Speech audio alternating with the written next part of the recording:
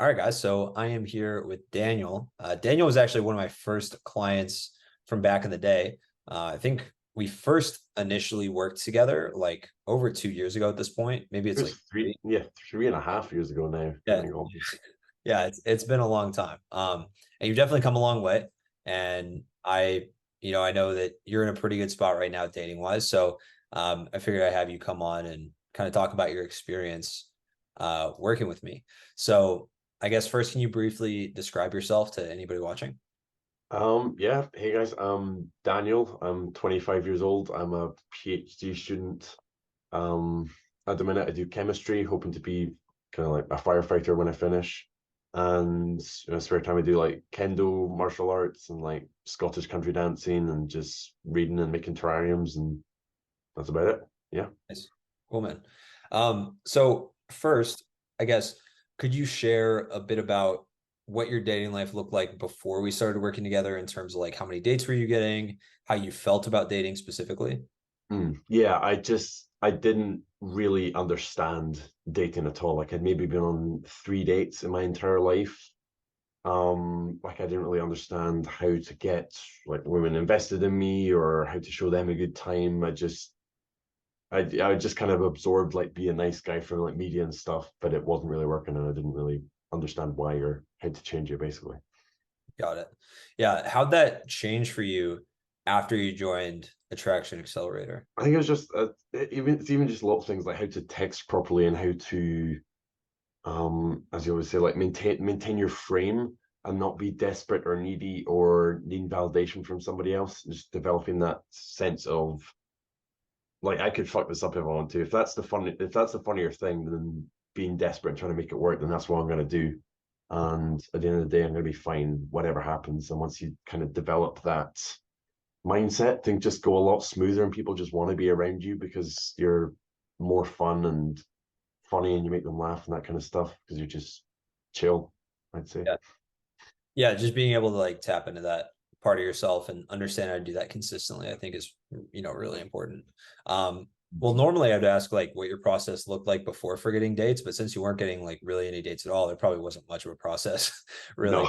No. So can you describe, I guess, a little bit about maybe just give a couple things that you changed right away that you noticed in your process as you started building that out that you noticed was like the biggest difference maker early on? I think because when we started it was kind of end of 2020 when there was still lockdown was still happening. But I guess I just found a way to still have fun dates. Like, if it was kind of get ice cream and go for a walk, like just figure out something to do, be quite direct about to the person, like, okay, let's meet this time, we're going to do this, and just try and make it simple and find fun along the way. And just even just little things like having good pictures, like getting a decent haircut and like a look and a style that suited me. Like even just small things like that, those like go far beyond dating just to kind of leveling yourself up like across the board, like no more nerdy t-shirts, just like good clothes, like good shirts and just all this kind of stuff. Yeah. When you started first making those changes, like, Hmm. what changes did you notice in yourself? Like, just taking more pride in your appearance and like feeling more confident? Like, what did you start to notice? Um, yeah, I mean, you just sort of realize that you kind of are the shit. Like you just kind of buy into it, and then it's weird when people start to reciprocate it because you believe it. Then you fake it till you make it, and all this kind of stuff. Yeah. Um, yeah, I think that was the main thing, just confidence in me. Like, yeah, I'm pretty good, and like even if not everybody knows it, I do, and that's all that really matters at the end of the day. Yeah. No, it's pretty crazy when you start like actually letting yourself have confidence, Mm. how it changes how you think about like everything. Um, I guess what's your process look like now? Like how has that changed over, the last couple of years? Because I think we took like a break from working together and you just kind of were doing your own thing for a while. Mm. And then we started working together, I think like a year and a half or 2 years later. Um, Yeah. so how's the process that you have changed since then? Mm. Thanks. I think when we stopped working the first time, it was like I got in a really good relationship, and that relationship kind of petered out. And I was still going on lots of dates, but it just wasn't. I know I'd kind of lost my edge. Like I was going on plenty of dates, but it wasn't.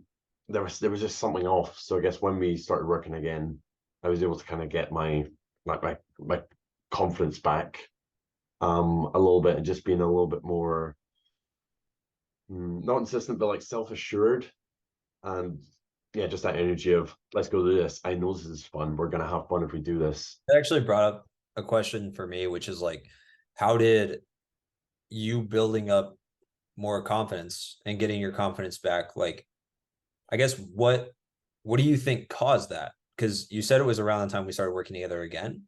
Mhm. Do you think it was just like having more of like a defined process that you're going through, or knowing that you have feedback, or well, like what was it? Yeah, I guess there was that, and there was also just like personal stuff where I was just pushing myself way too hard in Mm, everything in my life, and realizing that I had to kind of take my foot off the gas a little bit.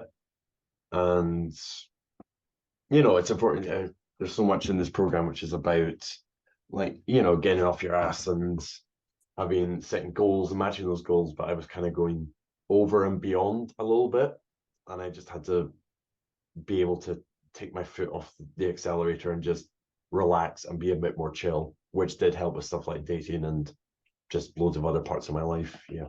mhm.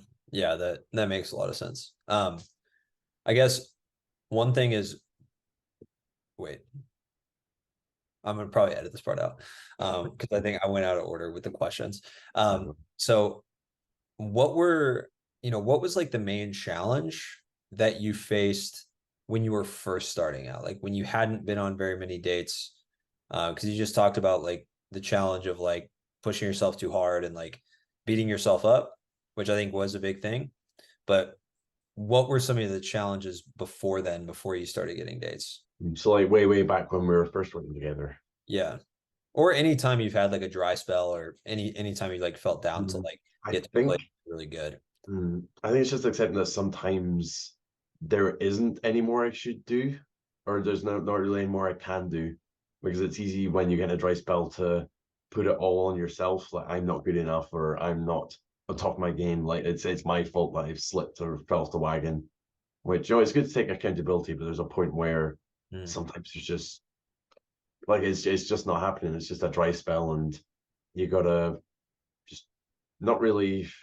Hmm, like it's okay to take a break, but not really give up or let it kind of get in your head. Does that make sense? And just keep asking people out and approaching people and being fun and cheerful.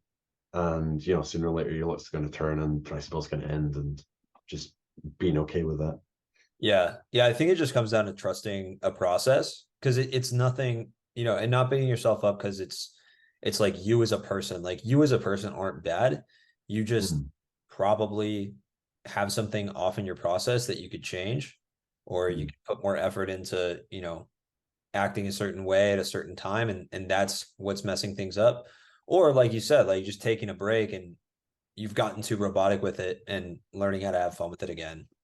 Any of those things can be happening, and you just might not even know, um unless you like take a step back and be like, okay, it's not me, it's just what I'm doing that's not working. yeah. Mhm.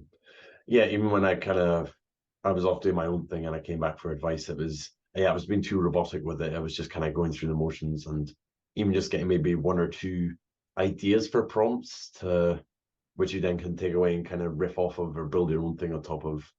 And just yeah, even just a small thing like that can completely revamp that you're excited to talk to people, you're having new types of conversations, and Mhm. yeah. Yeah, no, that makes a lot of sense. um can you describe like what was the commitment like for you, when we were working together? Like what responsibilities did I take on? What responsibilities did you have? What was the commitment like in general? um I'd say you're kind of checking in about once a week, I think, by the end, and just like, hey, is there anything I can help with? And a lot of the time, I was fine. Maybe if I was just in a weird headspace or something, I'd kind of reach out and ask for advice. But generally, I was quite autonomous. Like I see a lot of people in the chat, and they're not very autonomous. Like they're constantly needing feedback, and I don't think I was ever really one of those people. Um, but yeah, it was always like either on dating apps or going out like dancing, trying to meet people I wasn't doing a lot of cold approach. I tried it a few times, but I was just smack my head against a brick wall. And I think in the end it was, I don't know how to put it. I don't know if it was, I was just trying to be somebody else by doing that. Like it wasn't like my niche, like going out and trying new hobbies and meeting new people that way, or going to Kaylee's where, that's my thing and talk to people that way. It was so much easier than just trying to go up to the park and talk to somebody random. And I think I had to just kind of be like, this isn't my thing, but I'm gonna find something that is my thing. Yeah. Yeah. Yeah, just like finding a way to, and I mean, it's good to know that like if you just, because yeah, there are a lot of guys in the chat that are like constantly getting feedback, and I think there are people out there that are like, oh man, like if I don't constantly check in, if I don't constantly get like feedback, like things won't get better. A lot of times you can just get one piece of really key feedback once a week that can like totally change things for the next 2 weeks, and then you don't need help. But that feedback, you probably wouldn't have gotten it, or you probably wouldn't have learned that lesson for like months. Or like I know in my case, like when I was getting better with girls, like there were things that I was doing for like years, like 2 or 3 years, that I thought was like good stuff, and it just wasn't good. It was bad. And a coach would tell me like within 2 weeks of me doing it, and I could have just saved like years if I would have had that perspective earlier. So sometimes it's like the really one or two really big things you can change. Yeah. Okay, let's see. Okay, so I actually don't know. Like, what's your dating life look like now? Because we haven't talked a ton.